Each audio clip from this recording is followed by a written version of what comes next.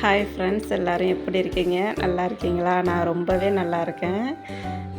இன்றைக்கி என்னோடய ஹேருக்கு என்ன எடுத்திருக்கேன்னா, பிளாக் சீட் 2 ஸ்பூன் தான் எடுத்திருக்கேன்.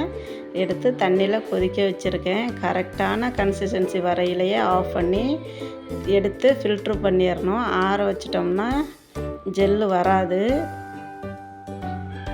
ஃபில்ட்ரு பண்ணி எடுத்து வச்சுருக்கேன். அதில் ஹோம்மேடு ஹேர் ஆயில் 1 ஸ்பூன் வர்ற அளவுக்கு ஊற்றி நல்லா மிக்ஸ் பண்ணி என்னோடய ஹேருக்கு அப்ளை பண்ணி 10 மினிட்ஸ் வச்சுருந்தா போதும்.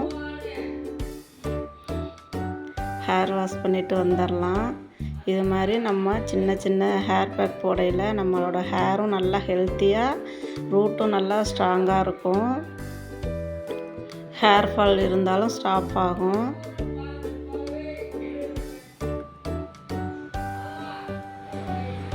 ஹேரில் நல்லா அப்ளை பண்ணியிருக்கேன்.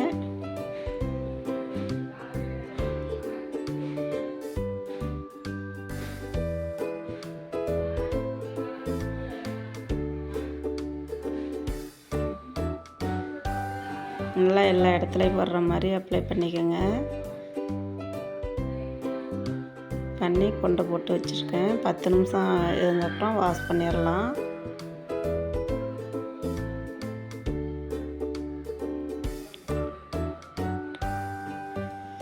ஹேர் வாஷ் பண்ணிவிட்டு வந்த உடனே வீடியோ எடுத்திருக்கேன். ட்ரை ஆகலை, தண்ணி ஒழுகிட்டு தான் இருக்குது.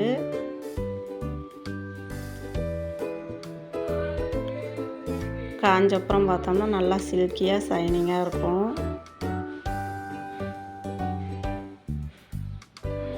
குளிச்சுட்டு வந்தப்புறமே லேட் ஆகிட்டு, அதனால் உடனேவே வீடியோ எடுத்துட்டேன்.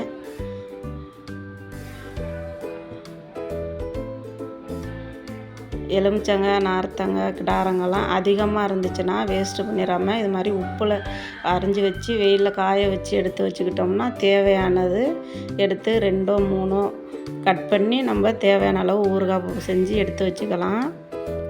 நான் 2 பீஸ் எடுத்து அரிஞ்சு தாளித்து புளியும் சேர்த்துருக்கேன். சேர்த்து கொதிக்க வச்சுருக்கேன்.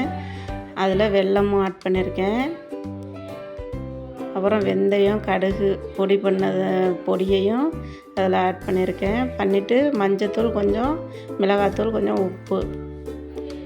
உப்பு காயில் ஃபஸ்ட்டே போட்டிருப்போம். அதனால் பார்த்து தான் கரெக்டாக போடணும். அதிகமாக போட்டுறக்கூடாது, கரிக்கும். நல்லா டேஸ்ட்டாக இருக்கும். 10 மினிட்ஸ் தான், குயிக்காக ரெடி பண்ணிடலாம். அதனால் எல்லாத்தையும் அப்படியே செஞ்சு வைக்க வேண்டிய அவசியம் இல்லை. அப்பப்போ தேவையானது செஞ்சுக்கலாம். செஞ்சு வச்சாலும் கெட்டு போகாது. இருந்தாலும் நம்ம அப்பப்போ செஞ்சு வச்சோம்னா இன்னமுமே டேஸ்ட்டாக இருக்கும்.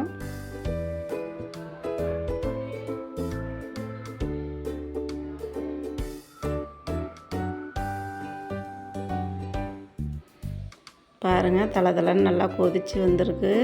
நல்லா அடி பிடிச்சிடாம அப்பப்போ கிளறி விட்டுக்கிட்டே இருக்கணும்.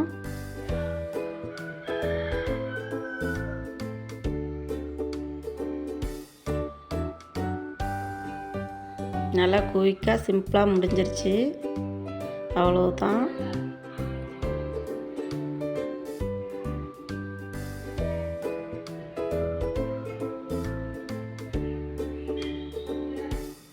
தேவையான அளவு உப்பு சேர்த்துருக்கேன். வச்சு ரெடி ஆகிட்டு பாருங்கள். நல்லா டேஸ்ட்டாக எம்மியாகவே இருக்கும்.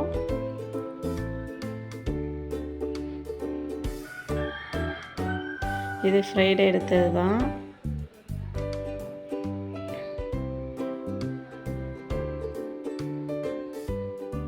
லெமன் கட் பண்ணி வச்சுருக்கேன் பாசிட்டிவ் வைப்புக்காக.